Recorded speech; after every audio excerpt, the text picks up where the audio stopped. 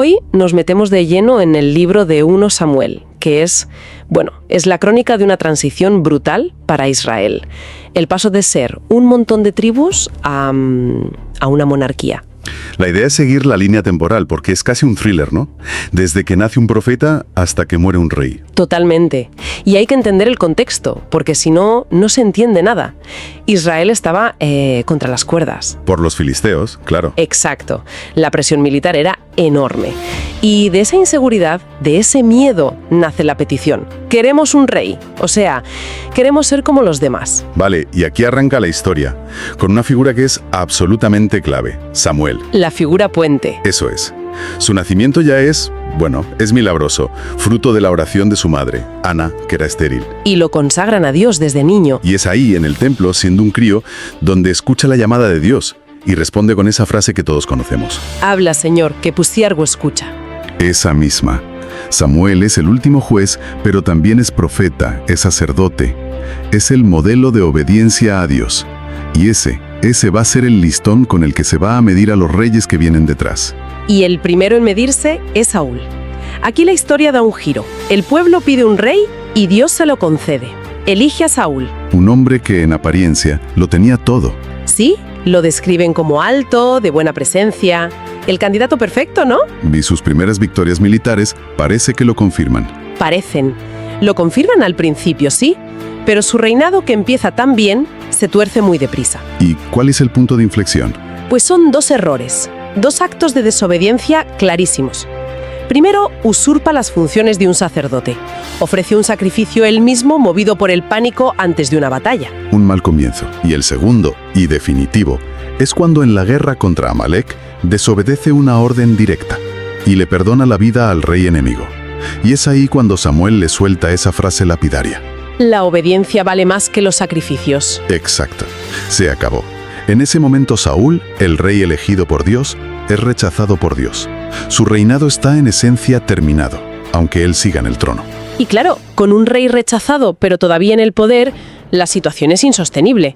Dios tiene que empezar de cero, por así decirlo. Y lo hace.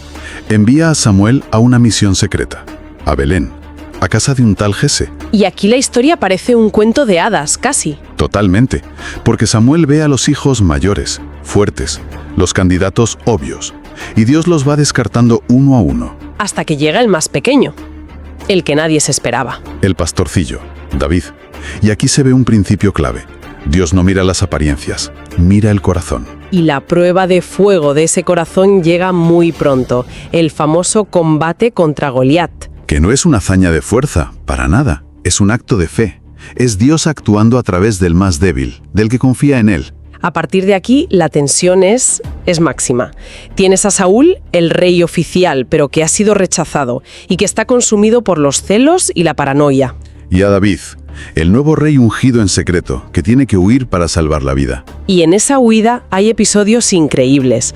Las veces que David tiene a Saúl a su merced. Podría haberlo matado. Sí, podría haber acabado con todo, y no lo hace. Se limita a decir, no alzaré mi mano contra el ungido del Señor. Y esto tiene una profundidad tremenda.